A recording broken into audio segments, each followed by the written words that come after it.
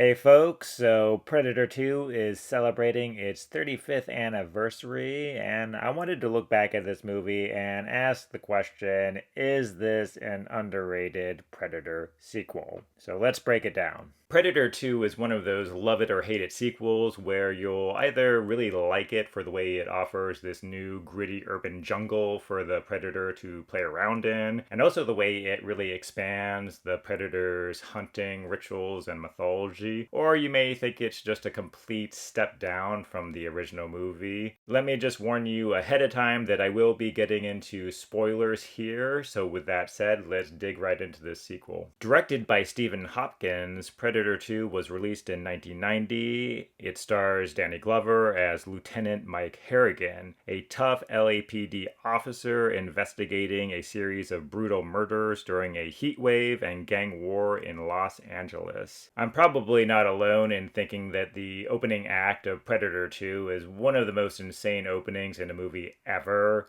It introduces us to this chaotic urban environment of LA and stages this showdown between law enforcement and gangs. This constant gang warfare adds this element of constant danger and violence, making the Predator's hunting ground even more chaotic and violent. And I think actually creates a darker, grittier film in some ways, even from the original movie. The killings are soon revealed to be the work of a technologically advanced alien hunter, the Predator, of course, who has come to Earth to do what he does best, hunt humans. The film also features Gary Busey as Special Agent Peter Keyes, a mysterious figure aware of the Predator's existence. Then we have Bill Paxton as Detective Jerry Lambert, Harrigan's partner. The cast is rounded out by Ruben Blades as Detective Danny and Maria Conchita Alonso as Detective Leona Cantrell, both members of Harrigan's team. The Predator here too, once again played by the great legendary Kevin Peter Hall, is a different beast than the one in the first film with new weapons and abilities. With the Predator sequels, many of us were left wondering, where is Arnold Schwarzenegger's character Dutch in all of this? And originally the script idea for Predator 2 had planned for Schwarzenegger's return, where he would be teaming up with the character of Mike Harrigan, who I think was originally supposed to be played by Patrick Swayze, and it would be this kind of buddy cop team up action movie within a Predator movie.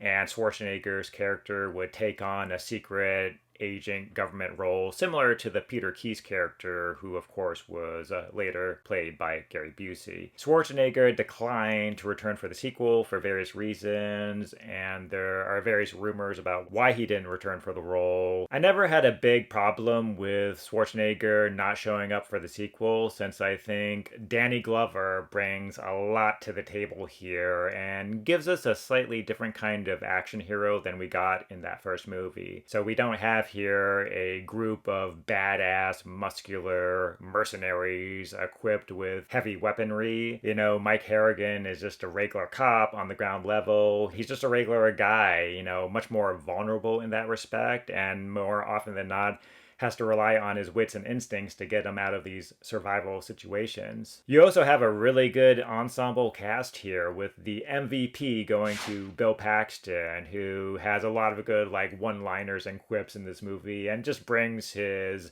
wonderfully over-the-top bravado and just adds a lot to the overall tone of this movie and gives it an element of levity and lightness and humor and irony that it wouldn't otherwise have, maybe. Another element that just adds a lot to the movie are these satirical news broadcasts that were just a staple of 80s and 90s dystopian sci-fi, such as RoboCop. And you can kind of see Predator 2 taking a nod from RoboCop and borrowing some of that dark satirical tone and putting it in the movie. This sensationalistic news program, you know, that is just exploiting the carnage and social collapse happening around it just to get good ratings. I've seen it in your face. It's like Dante's hell down here. And it just adds an element of absurdity to this already chaotic environment. Also, out of all the Predator movies, Predator 2 has my favorite Predator design.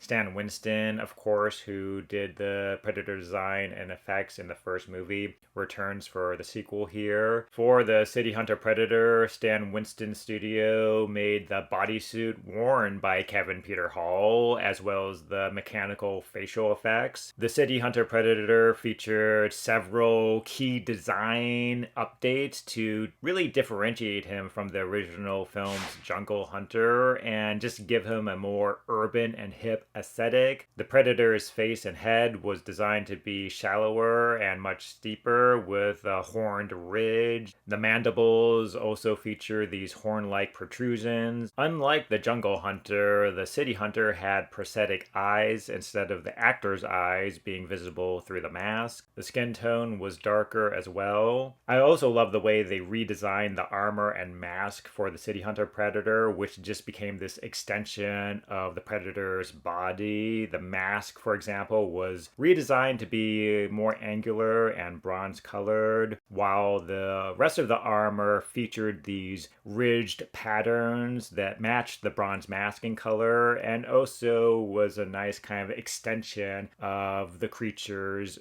own organic kind of facial design and patterns. The City Hunter Predator also gets a nice arsenal of weapons. He of course has the Predator's most basic and signature weapons, which are those retractable wrist blades and the plasma caster shoulder gun. For new weapons, he has the Smart Disc, which can be thrown and has the ability to return to its user. One of the most iconic upgrades for me in the movie is the Net Gun, which fires a net that constricts and traps the target against the surface, causing a lot of brutal damage, and there are some great action set pieces that showcase that weapon. The City Hunter Predator also has a combi stick, a telescoping spear used for close quarter combat and can also be thrown. He also has the spear gun, a weapon that fires razor sharp spears. The City Hunter's biohelmet is equipped with the basic features, including different vision modes, vocal mimicry, and a targeting system for the plasma caster. He, of course, has the traditional cloak, this active camouflage device that renders the Predator nearly invisible. The City Hunter Predator also has a med kit, which is prominently featured in a great scene in the third act of the movie. It's worth noting here that the City Hunter Predator doesn't use ranged weapons like the plasma caster too often in the movie and has a preference for close quarter combat, and it's another touch that I think makes this Predator a little distinct from the other ones that we've seen. In several ways, Predator 2 ups the ante in terms of showcasing the Predator's brutality and violence. For example, in that Penthouse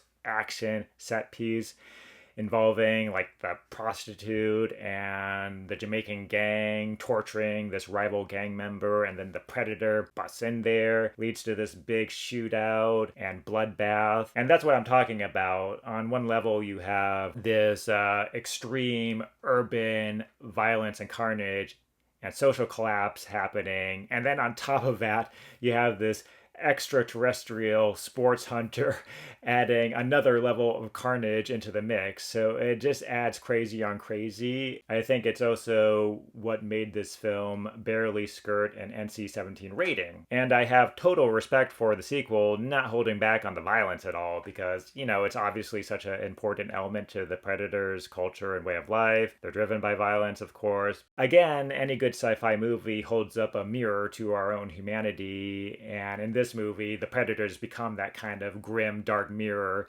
reflecting back to us our own capacity for violence, but also you get that juxtaposition because the Predators, in some ways, have more honor and integrity than the humans in the movie. I just want to touch on some of the edits made to the movie because, as I said, Predator 2 almost received an NC-17 rating due to its graphic violence. To avoid the NC-17 rating and achieve an R rating, numerous cuts were made to Predator 2. The scene where the rival gang member was hung upside down and tortured and stabbed was heavily edited. Also heavily altered was the death of Peter Keyes, series. It was edited to be less graphic, with a bloody shot of his bisected body being removed from the movie. I would love it if they released a director's unrated cut of Predator 2, which we'll probably never get because I don't believe a copy of the original cut exists. Predator 2 not only gives us a more formidable extraterrestrial hunter, really amping up the violence,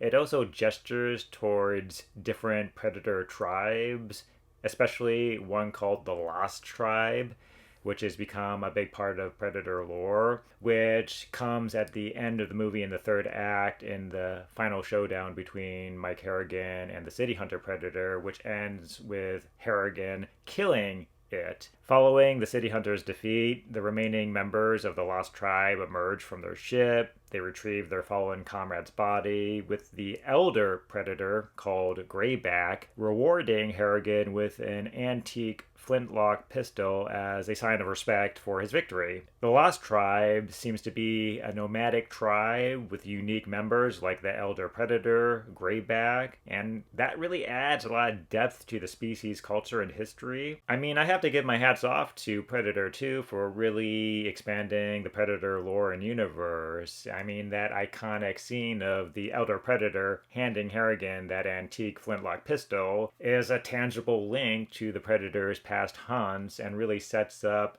potential future storylines like in Prey. So, I mean, maybe we wouldn't have seen a Prey movie in the same way if it hadn't been for that little Easter egg at the end with Predator 2. And so, as much criticism as Predator 2 sometimes gets, I mean, I think it's developed a cult following more over time here and is more appreciated, but, you know, definitely at the time of its release, it was not received well critically and definitely not received as well as the first movie, obviously. But I think it really, you know, brings a new dimension to the Predator universe. I also think out of all the Predator sequels, it really keeps that dark, gritty tone that we got in the first movie and really takes it a step up a notch and becomes something even grittier, darker, and in some ways more unsettling just because of this chaotic urban environment in which the Predators